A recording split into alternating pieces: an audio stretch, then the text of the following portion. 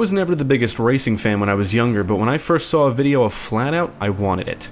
I was big into Counter-Strike Source back then and was fascinated with the physics and ragdoll stuff in games.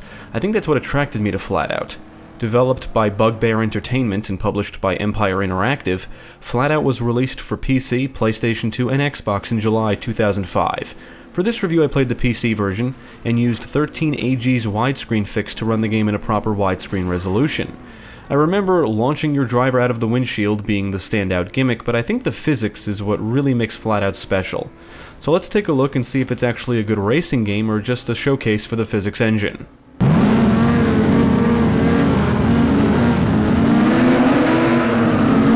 FlatOut contains multiple game modes, including a career mode, which is probably where you will spend a majority of your single-player time.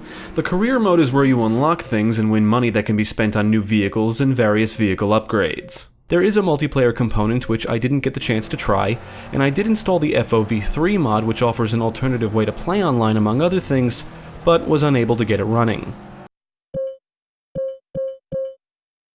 In the career mode, you start by purchasing a vehicle. Afterward, you can begin racing. You earn money for finishing in the top 3 positions, and that money can be spent on new vehicles or upgrades to your vehicle's engine, drivetrain, exhaust, suspension, tires, and body.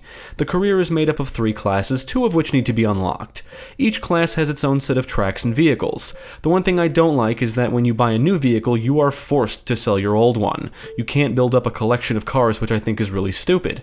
In addition to the regular races are bonus modes. These include various demolition arenas and stunt courses where you must launch your driver out of the windshield at something specific to earn points, and your final score determines how much money you win.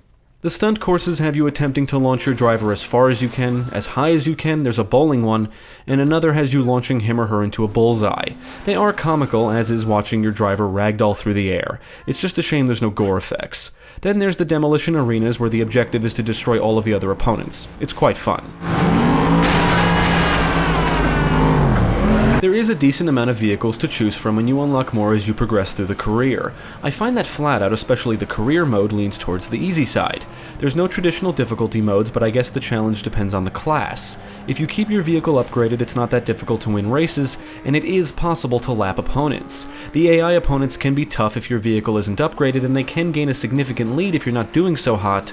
But if you drive well, you should be able to catch up.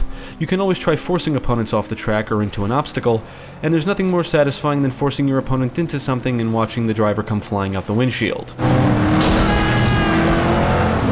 However, they can do the same to you. You want to drive carefully because a hard enough crash will send your driver flying, forcing you to reset your vehicle. If you're far enough ahead, you should still be able to maintain the lead even after a crash.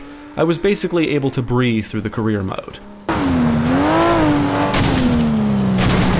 Now, the vehicle handling may take some getting used to, and your vehicle will handle differently on different surfaces. You will want to brake when going around sharp turns, and you want to keep your eye out for shortcuts. Crashing into things will grant you nitro, which can be activated to gain a speed boost. There's a lot to crash into, like tires, cones, signs, and various other obstacles and items on the track. Crashing and slamming into things will result in your vehicle being dented and damaged, and if it takes enough damage, it will catch fire. The vehicles do take damage realistically, and the damage can affect a vehicle's performance. The physics are impressive, but I feel there isn't enough focus on it. The crashing and destruction elements is really what makes FlatOut so enjoyable, but to win races you really don't want to crash or you'll slow down despite the nitro gain.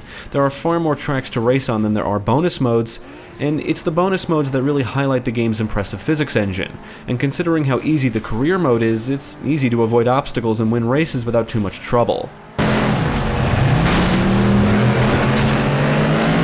Now, there's 2 other single-player modes in FlatOut, Quick Race and Time Trial. Quick Race is basically a replica of the career mode. You have access to all the career vehicles and tracks and bonus modes. Unfortunately, like the career mode, there's no difficulty options, and the vehicles and tracks are tied to certain classes. You cannot customize a race in any way. There's no selecting how many laps, how many opponents, or anything like that. The opponents will be made up of whatever class of vehicles the track is tied to, so you can select a gold class vehicle and race on a bronze class track and just blow past every opponent without an issue. In Time Trial, you choose a vehicle and track and try to set a record time. The game could really use some more game modes, especially ones that focus on destruction. The tracks are all set in rural areas, and you will race in the same locations multiple times, usually with different track layouts. You'll drive on a lot of dirt roads, some cement and snow and ice, and understanding how to control your vehicle on each surface is important. I find that knowing when and how to brake around corners is the key to winning. Some tracks do include shortcuts, you can drive through some buildings, you can drive off ramps, and there are plenty of obstacles to crash into. You can bring down structures and drive through a stack of objects to scatter them along the track. I do wish there was more diversity in the tracks because you'll see all the environmental variety the game has to offer once you reach the second class.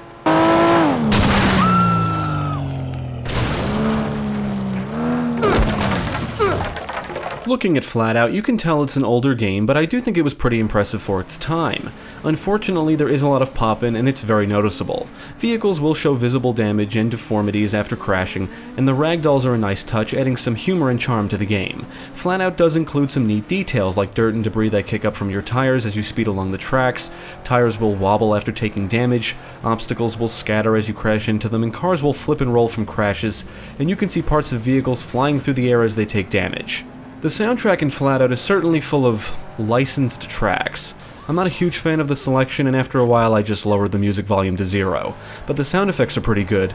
The vehicles roar loudly, and the crashes and slams result in loud bangs and clangs that sound pretty good. Drivers will scream as they fly out of their windshields, and it never gets old.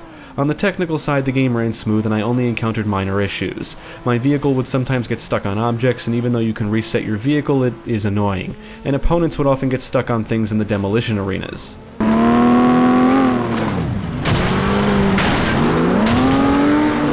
I had fun with FlatOut, but I do think it's underwhelming. The driver ragdoll thing is cool and even humorous, but it's not enough to carry the experience. It's the physics engine that's the real highlight here. With that said, I think the game needs more content, at least for single player. Content that focuses on destruction, because that's really what makes FlatOut so special. The racing is just straight up racing. Most of the excitement is gone the moment you take the lead, and the lack of additional game modes and customization options results in low replay value. Now maybe the multiplayer was a lot of fun, I don't know, but the single player just feels like it's lacking.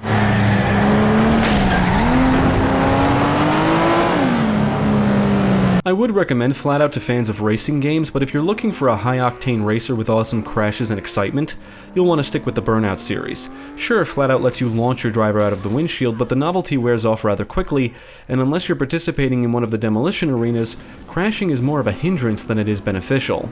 But watching your vehicles come apart and become deformed from all the crashing is a sight to behold. Definitely check out FlatOut if you think it looks interesting.